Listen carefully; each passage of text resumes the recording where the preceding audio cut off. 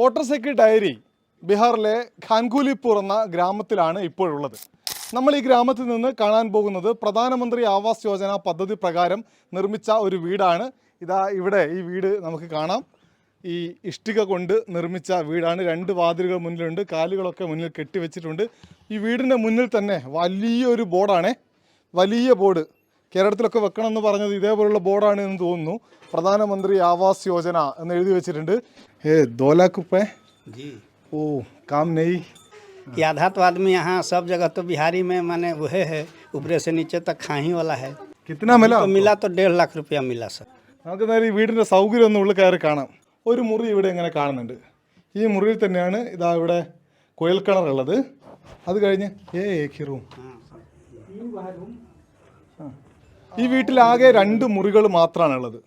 2 മുറി എന്ന് പറയുന്നത് 2 ബെഡ്റൂമല്ല, അപ്പുറത്തൊരു മുറി ഇപ്പുറത്തൊരു മുറി. ഈ 2 മുറിയോട് കൂടി വീട് അവസാനിക്കുകയാണ്. ഈ മുറിയുടെ തന്നെ കാഴ്ച നമ്മൾ നോക്കൂ. ഇതാ പണിയൊന്നും കഴിഞ്ഞിട്ടില്ല.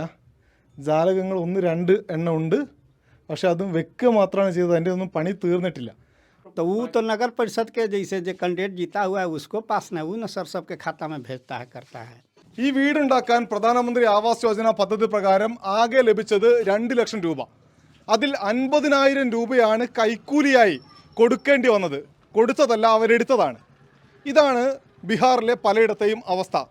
മാത്രവുമല്ല, 2 ലക്ഷം രൂപയ്ക്ക് എങ്ങനെയാണ് ഒരു സാധാരണ മനുഷ്യന് ഇവിടെ ഒരു വീട് പൂർത്തിയാക്കാൻ കഴിയുക എന്ന ചോദ്യവുമുണ്ട്. ആ ഘട്ടത്തിലാണ് നല്ല മാതൃകകൾ നമുക്ക് മുന്നിലുള്ളത്. ആ മാതൃകകൾ ബീഹാറിലും പകർത്താൻ കഴിയട്ടെ ഇനി വരുന്ന സർക്കാരിനെങ്കിലും എന്ന് ആഗ്രഹിക്കാം. ഈ ഘട്ടത്തിൽ വോട്ടർ സൈക്കിൾ ഡയറി യാത്ര തുടരുന്നു ബീഹാറിൻ്റെ ഗ്രാമങ്ങളിലൂടെ.